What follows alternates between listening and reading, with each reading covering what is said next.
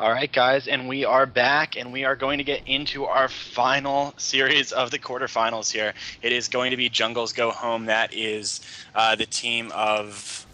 it looks like a switch up here. The WLS has gone with a TSG, so Batosai, Losa, and Zach. And then welcome to EU, represented by Xonika, Lapeane, and Eliz. So a very interesting matchup here. Yeah, and this Red Hunter Shaman in the grand finals for the GCD tournament happening after this. So looking forward to seeing them play there as well as here. Again, TSG versus Red Hunter Shaman. It can go both. Paladin are vulnerable to TSG damage. At the same time, Resto Druids are also susceptible to Hunter and Red Paladin CC. So we're going to have to see how the cooldowns get thrown out here, who comes out on top as we move into the first round of the last quarterfinal game. The Warrior Losa choosing to come here, flanking on the outside, trying to get in here onto the Xonika, I would assume, here shortly. Actually choosing to charge onto Eliz for now. Starting on the Red Paladin, it's a good strategy. Xonika actually throwing some purges, getting those buffs off. It's really important early game to do that. And Eliz is actually taking so much damage. The Dark Sim on him, trying to steal the bubble. Doesn't happen to get it just yet. Throwing the Hodge out onto Batuzi. Does he land the trap out is the question. He does. The Master Flag just a little bit too late. Now Losa could be in a bit of trouble here, but Xonika in the Asphyxiate. Eliz is trying to do as much damage as he can, but he's just not getting it out onto Losa. The Armbar comes out from Batuzi, the Swift Bend, the bash onto Lapeane, so he's not going to be purging the Hots into the full clone, and Elsa is the one who's taking a severe amount of damage. He pops the wall. The Ore Mastery Ascendance Heal coming out from Xonika, the half clone onto Lapeane, nice Cyclones, getting them out even under the pressure of Avenging Wrath, and Losa just sitting comfortably. He still has his regen, his Rallying Cry. He's doing a great job with his cooldowns. A Hodge onto Batuzi. The trap is landed out of this one as well. The Asphyxiate onto Xonika, so the cross CC, the Stormbolt onto Eliz, swapping over to Xonika right now. He's taking quite a bit of damage from Losa with the Enrage regen aggressively. He's trying to stick to him, but the Blessing of Freedom, the Ghost Wolf comes out. He gets to kite away from the Heroic Leaf for a little while here, but he gets feared on it. He's taking quite a bit of damage, dipping to about 100,000 HP, gets gripped, getting chunked right now into the charge stun. He drops the Spirit Link. He really wants to get his team going, but the Spirit Link is killed. He's dipping to 100,000 HP. Eliz is spamming the flashes. He throws the bop out, lets him many heals they can get. It's purged instantly, though. The Blessing of Sacrifice, but Eliz might die as collateral damage from the sacrifice even. Another clone onto Lapeane. He has to trinket it, and this TSG is just looking dominating right now, and he takes down Eliz convincingly. Wow. Well, I did not expect that pressure after the Spirit Link coming out there from the TSG. Xonika popped Spirit Link hoping to stabilize his team there, but instead of the game kind of stabilizing at that point, really, really heavy pressure from Zach, Batosai, and Losa, and not only managing to keep dipping Xonika there, but also Eliz is just getting decimated by that damage. Yeah, definitely that. Fast, very fast. That's been the MO for most of the games in this tournament. It's definitely been fast matches, just moving it down, everything quickly. And we do see, that TSG, which I was not expecting to win this matchup against the PHS. I was favoring it pretty heavily for the PHS. In fact, I'm kind of surprised that they did win it in that fashion, but they really did just kind of rush them down, cleave them down to the point where they couldn't do anything. And I kind of feel like in this case, it's almost a case of the Resto Druid being the difference between this and the Mistweaver TSGs. With the Resto Druid, they just have so much more healing output. They can just stay alive against a lot of this damage that they wouldn't be able to otherwise. And just a clarification for all the viewers there, that was a UI bug. We do apologize. Apparently the Ret Paladin's icon was not showing up, but it was a 3v3. We apologize that no one could see Eliz there. Ret Pally did die there at the end. He was there for the whole game. So we are going to be moving into the next game of the series here in a second.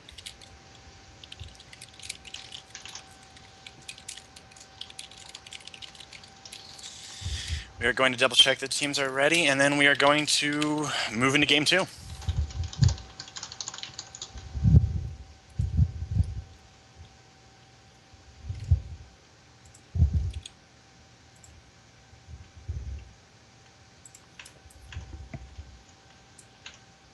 All right, and game 2 here is going to be on Ruins of Lordaeron. So if healers felt pressured in the last game, especially Xonika, as far as getting trained down, the level of heat is going to be turned up here. Let's see what he can do to keep his team offensive and alive. Yeah, definitely. Runes of Lordaeron, I got to give the favor to the TSG, especially if they're able to get Cyclones onto Lapeane. They're just not. Xonika's under so much pressure, he can't purge HOTS. It's all up to Lapeane to do that. And if he's CC'd, then Bertuzzi has free reign with HOTS. Eliz is pressured, obviously, from the damage of the TSG. And Xonika is just trying to play catch-up the entire time. So it's basically almost a 3v1, even created from a cleave that doesn't really have a lot of crowd control. Just the pressure alone creates that kind of 3v3 element. But we're to see who they decide to start on again. It was a really nice swap to Xonika. He was able to get away, but the Spirit Link was forced nonetheless. And he does have Earthshield on Eliz, so I would imagine that they're going to start onto him for the beginning parts of this game. We're going to have to wait and find out as Losa does cross the center of the map. He's going to charge in here, actually, I believe, maybe immediately onto Xonika. The Asphyxiate comes out, full diseases, full bleeds. He's Avenging Wrath Hodge onto Bertuzzi, though. He's taking a lot of damage. He gets Binding Shot on his Blink. Really nice Binding Shot from Lapeane, and they're just crushing him right now. Heart of the Wild Ironbark isn't enough. He's dying through it. Rallying Cry comes out. The Shadow Meld desperately into bear form. He's going to dispel Losa out of that trap, but he's just dying through it. Rallying Cry is going to fall. He's going to die through all of this. What an insane amount of damage. Yeah, this is... I mean, honestly, in this case, it just seems like he got caught without even having HOTS up on himself, and whatever did get put up just got instantly purged up because he's so far behind and had no pressure at this point, with the Shaman just able to do anything he wanted. I mean, this almost seemed like just a mistake on the part of the Druid where he didn't have himself HOTted up, wasn't ready for it, and just died instantly. I mean, that first Hodge, I mean, maybe it's just me, but I would have almost double barked that and saved Trinket for the next setup. That was definitely not what he was expecting to happen there, I would guarantee it. Yeah, EU taking it back, man. Definitely EU turning it around. I mean, geez, the pressure there from the PHS insane. I mean, even through Heart of the Wild being popped there, trying to turn it around desperately, but just not enough. Going down through the first bark skin, even with it up, just getting chunked. I think, as Meta said, just not enough HOTS there. So yeah, and the other thing to take a look at was Eliz just putting out the damage. I mean, doing actually more than the other team combined right there. And Lapeane also doing quite a bit, while still, I'm sure, having some purges. Even Xonika, I mean, tossing in what looked like probably was a Frost Shock or a Flame Shock at some point there, trying to make sure that they had like every little bit of damage to make sure they had that kill. And that was definitely the healer training map. So at this point, the other team, the TSG, has got to be hoping that the Ruins of Lodron is not the next map pick. Even Dalaran, maybe not what they want to see here. We are going to have to give this 1 minute here. We are going to stay in call.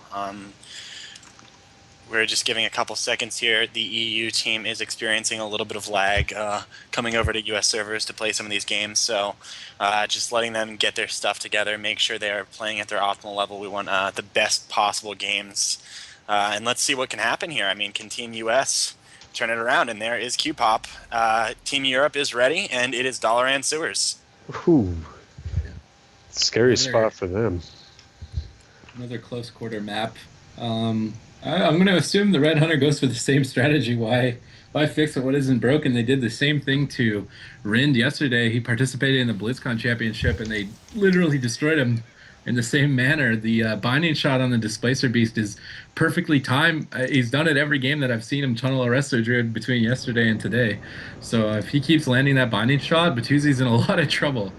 I'm not sure exactly. Maybe Losa might run with Safeguard instead of Masterflect, seeing how viable that strategy was. It's an option for Losa. The Masterflect doesn't really provide them much utility if the Red Hunter Shaman decide to go that way. But we're going to have to wait and see as the gates are opening here in 10 seconds. Xonika and Eliz and Lapeane definitely showing dominance that last game. The games are opening here in 3, 2, 1 on Dalaran Sewers. This is the final game of tonight. Let's see who comes on top. Bertuzzi already throwing out the pre-hots, trying to get his team ready for this onslaught. Eliz getting charged to. They want to connect onto Xonika. They do. They asphyxiate him full. The Breath of Cindergosa coming out, bopped immediately. Really good bop, but it gets purged off just as quick as it came on. The Hodge onto Bertuzzi. Here it comes. The Swifty one-shot. He pops the tree. The binding shot is forced, but that tree form, an excellent cooldown decision here, is going to be able to keep him alive, but he gets trapped on it. It breaks. Oh, they broke that trap on the swap to Losa. It could have been way better, but he iron barks the swap. He's going to be able to recover. The Avenging Wrath has been lived through this time around from Baituzi, and now the Stormbolt onto Eliz. He's taking quite a bit of damage, but there's no CC on his Xonika, just spamming those healing waves. But a nice little cycle in there, just mitigating the game, slowing it down. But when that tree form fades, he's going to lose a lot of utility that he wouldn't have, well, they would have if Soul of the Forest. And now the Asphyxiate gets sacked by Eliz, but it gets purged immediately. The Earth Shield as well as purged immediately. He throws a healing stream down, it gets crushed by Losa. The root comes up with the Hodge and a Baituzi. They're swapping again. 1, 2, 3. He's going to be able to blink. No binding shot on that one. Heart of the Wild and Vigilance going to be reducing a lot of damage here for him as he hides behind the pillar from this TSG. And now the Stormbolt onto Eliz. He's going to trinket that immediately. He's trying to put as much pressure as he can on Baituzi, but now Xonika as well, dipping really low, just spamming those heals out, trying to keep his team aggressive. Baituzi dipping so low, 100,000 HP, gets knocked on that heal. The Swiftman comes out, spamming Regrowth right now, the Bop and Bubble at the same time from the Red Hunter Shaman. Both teams just going as hard as they can. A full Hodge, surely the end of the game here. Baituzi dipping so low, the Rallying Cry coming in just in time, but is it enough? It's not. He's going to get crushed by the power of the EU Red Hunter Shaman. Wow. An excellent game right there, especially, from what I saw, the difference from the first game or the last game to this game was huge for that Druid. Preparing himself completely, the Warrior coming back and actually fearing both DPS there during that. I mean, huge difference there, without a doubt. Actually living through so much of that with the tree. I mean, 10 times better than the last match, but still just not enough to really take them on. So, I do already see in the chat, I see EU, EU, EU. Good job, EU. I do raise you my dongers. Good job. Applause to EU there for coming through big. I do believe, is it tonight for GCD TV? Are they doing the semis and the finals, or is it just grand finals? I do believe they're going to be having everything left on their ladder. I haven't taken a look at it, but we will be hosting them after this and trying to make sure that everybody else gets to check it out. Yeah, so I think we are going to be able to see regardless. It may be the semifinals, but Welcome to EU is going to be in that as well. So a couple of the comps that showed strong today, including Welcome to EU, and I believe Ariana Grande are going to be playing soon. But what a way to finish that out. I mean, I thought Jungle's Go Home had it after that first game and the pressure they put out, but that swap strategy to the Druid just didn't seem to have too much of a counter. Incredible play.